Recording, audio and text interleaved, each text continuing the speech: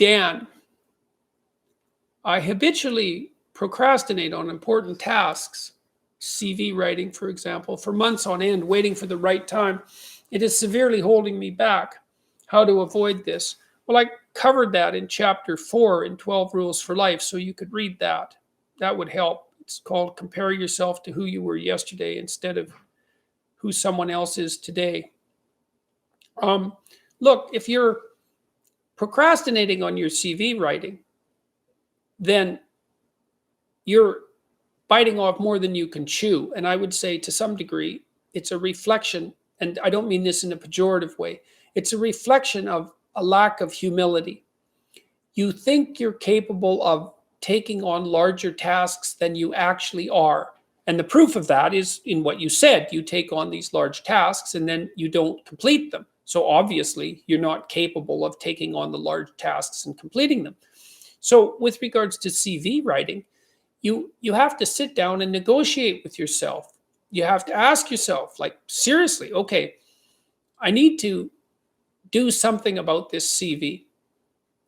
I need to at least start it, because obviously you're not going to finish it unless you start it. And then you have to ask yourself, like you're asking someone that you don't know and that you can't negotiate with very well, what you might be willing to do. Like, so if you come to see a behavior therapist and the problem was, well, I can't get started on my CV, the therapist might say, well, why don't you just bring your CV next week and we'll take a look at it. Just bring it in rough form. All you have to do is download it on a disk or email it. And then the person may or may not do that. And if they don't do it, well, then you have to find out. Then you may have to say, okay, well, I noticed you didn't email your CV to me this week. So how about this? How about we make an appointment by phone tomorrow at 10:30, and I'll phone you or you phone me, and you'll be on your computer and you'll go through your files with me, and then you'll email me the CV. Do you think you can do that?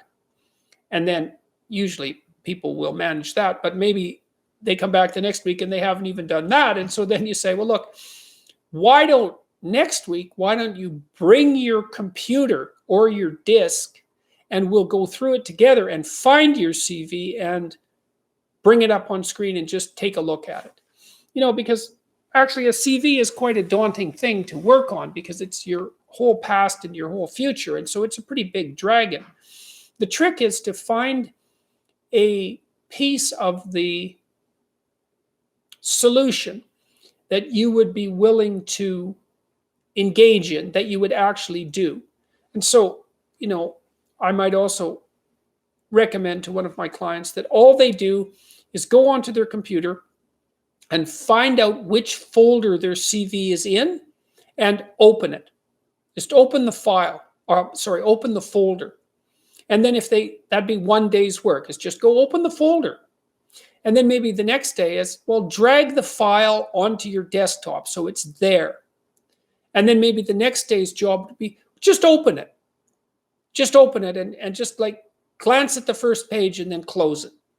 And I know this seems ridiculous because you'd think, well, I'm an adult and I should be able to do more than that. And maybe you can, but it sounds like you can't. So you have to start where you can start. And I also recommend to my clients that once they make themselves a deal about what they're going to do, they stick to it. So if the deal is, well, I'm just going to drag the file with my CV in it onto my desktop, and that's today's task, I'm not going to start working on it. Because once you make a deal with yourself, especially with regards to something you're afraid of and you're avoiding, if you push yourself farther than what you've negotiated with yourself honestly, then you'll find that you won't get back to the work because you don't trust your negotiating abilities anymore. You don't trust yourself.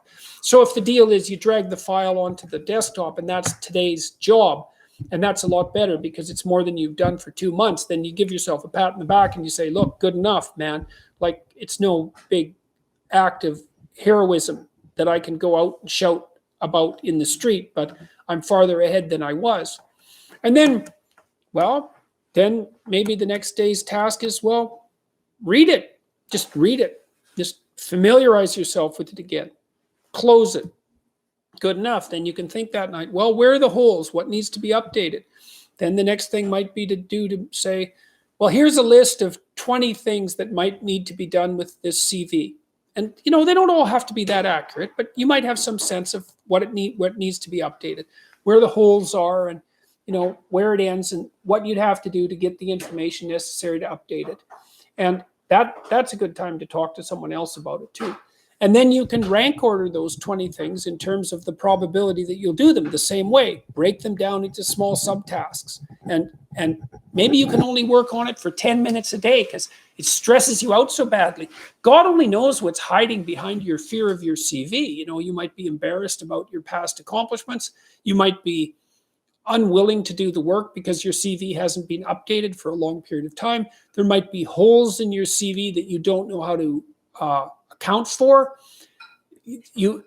Reading your CV might make you realize that you're in the wrong job. It might bring up the specter of having to look for new employment.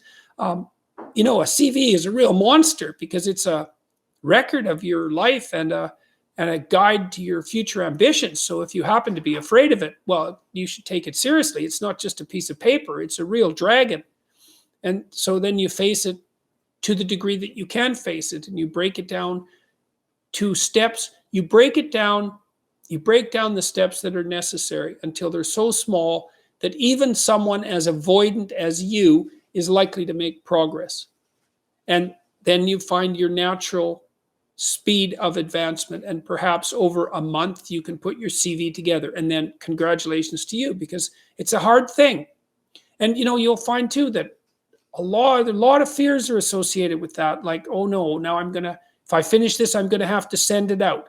And if I'm going to send it out, I'm going to have to look for another job. And if I'm going to look for another job, I'm going to have to move. And who knows what that'll do to my relationship? And who knows if anybody wants to hire me? And God only knows if I'll be successful in my new career. And so there can be a tremendous number of subordinate fears associated with something as simple as, oh, I need to update my CV, which is a really easy thing to say, but a very difficult thing to do. So I would say have a little bit of compassion for yourself, like not enough so that it stops you from moving forward or gives you an excuse, but do decompose the problem into small elements that you can handle, and be humble enough not to be too irritated at yourself when you find out just how small those pieces have to be in order for you to successfully master them.